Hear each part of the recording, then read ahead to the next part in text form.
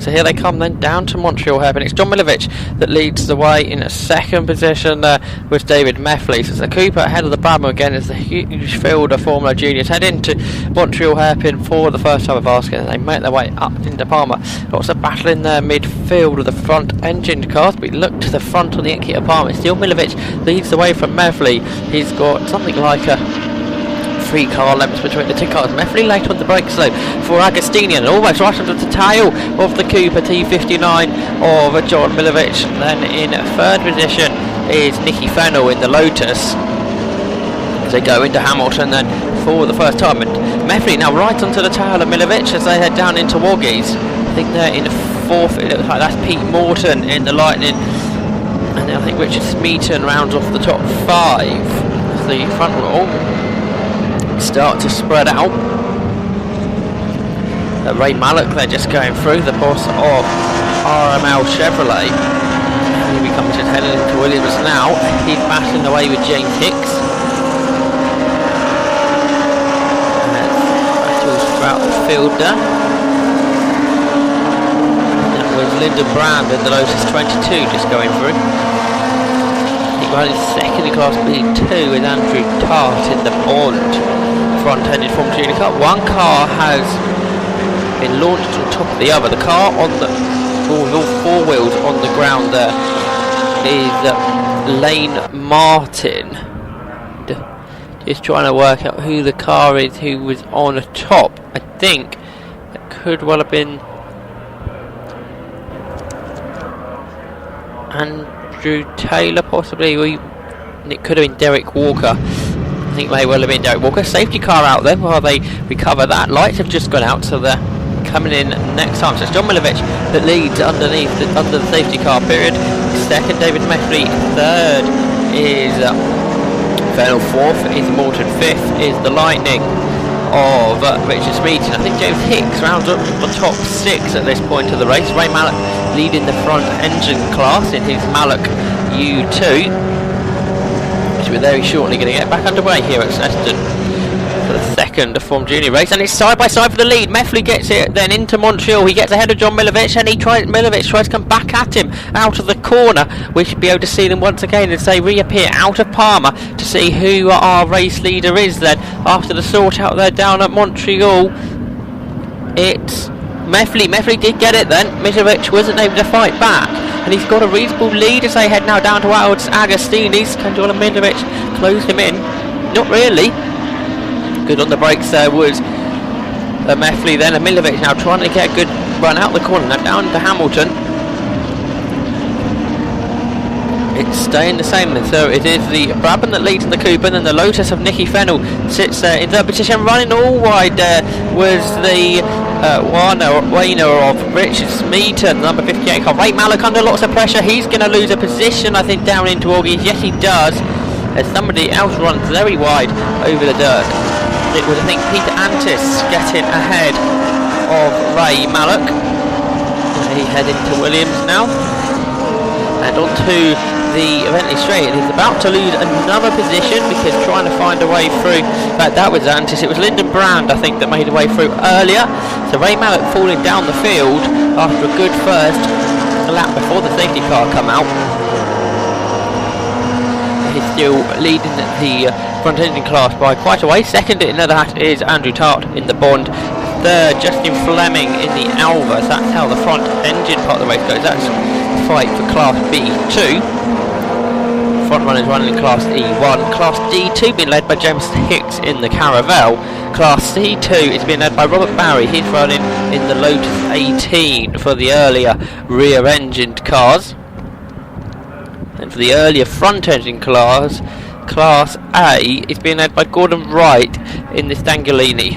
So leaders out of Palmer then, and leading the way then is still Meffley. He's getting away from John Milovich, it does seem, at the moment, as they head down to Agostini. When they crossed the line last time, Meffley led by less than half a second. It does seem to be slightly bigger than that, but Milovich trying to come back at the Brabham. They head now into Hamilton. It's a safety car period. They may well get one less lap than the earlier race this morning. They got 7 laps in this morning, so they tried just about beat 15 minutes after 6 laps. They may well get 7 in once again.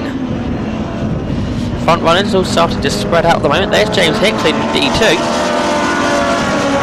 And Ray Mallock, I think, fallen behind another car. We've got a good Lotus battle here between Peter Antis and Lyndon Brand. Also in there, I think, is Michael Hibbard in his Brabham. I think that's... Let's see what we're... Is that Hibbard?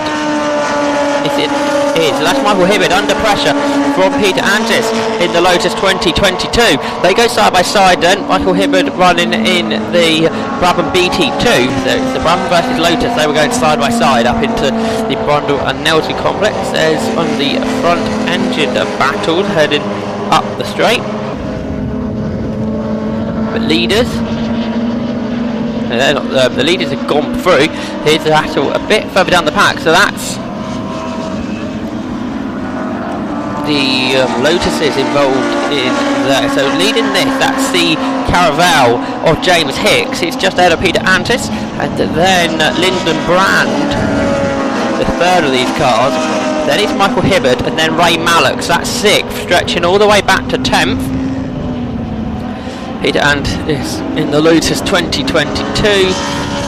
Hicks in the Caravelle Mark III. Brand in the Lotus 22.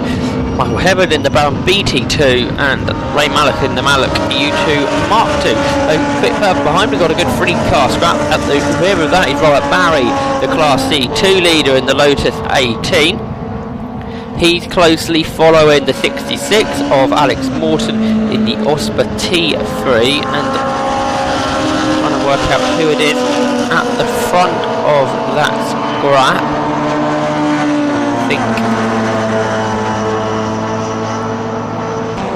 Anyway, we've got leaders into the traffic already. I think it's that Mike Walker they just lapped as they go head down to Agostini.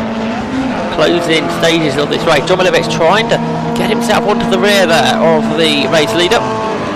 David Meffley, they head now down into Hamilton. Fast left had a run. Oh, I'm off the inside of Sue Spence when Meffley ran out very wide, just about staying on the tarmac. Perhaps giving John Milovic a bit of an advantage, trying to close him in as they went down to Williams. They're now onto their way to Williams. And running awfully wide there, kicking up the dirt with Pete Morton, the Lightning and the Volt, as he tries to close in on Nicky Fennell, who runs in the third in the Lotus 27, side by side further back as the Caravelle loses the place. That's Peter Antis getting ahead of James Hicks. Hicks coming back at him as they head down into Hamilton, trying to come up on the inside, wasn't able to do that. So this is about a 6th and a 7th.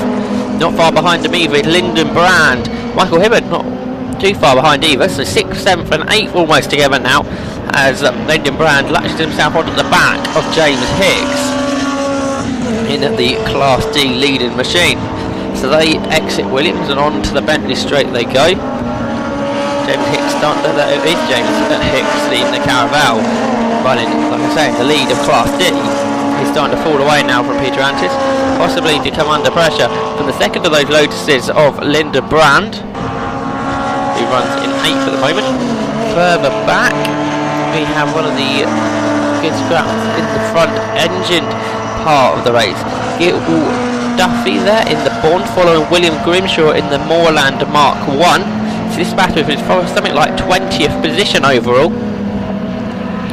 Both these cars running in the newer front engine part of the race, but Duffy runs in B1, the second of these cars. It's side by side for the lead. Milovic up on the inside of Meffley into Agostini here, and they're side by side heading down towards Hamilton, and they haven't changed positions. Milovic couldn't find a way past sideways out the corner there for David Meffley. This, we think, could well be the last lap of the race as they exit Oggies now down towards Williams, and it's still Meffley in front of Milovic. Milovic won the first race that day. They've got a back marker just like in the earlier race. This time though, perhaps the advantage Peter Milovic. Now he's in the slipstream. There's a car left between the two cars, something like that. They've got to get past the second of the back markers. They head down towards Brundle. Now Milovic dives up on the inside line as they head into Brundle. Can he get the position done? I think he may well have it, as running out wider. that's Lyndon Brand as he was trying to attack James Hicks. He ran out wide. He still runs in 8th. Then they're coming through the traffic now as well. Hicks chasing back after Antis, trying to get the better of the back markers. Two back markers have swapped positions since we last saw them. Up to 26th, Mike Wallace ahead of Sue Spence now. There's Ray Mallock still running 10th. Hits the front first of the front ending class. He leads Class B2 by about 10 seconds to Andrew Tart. He's second in the front engines, and third is Justin Fleming in the Alva. 4 further down is that battle between Duffy and Grimshaw. Don't know if we get a sight of those before the end of the race for them. And then we should be able to see the official classification to see who did win out of Milovic and Methley. Here we go then, it was John Milovic who won by 86 thousandths of a second. So very close between the Cooper and the Brabham. Third was Nicky Fennell, in the 4th was Pete Morton, 5th Richard Smeaton, and winning Class D2 in 7th overall with James Hicks, and winning the front end.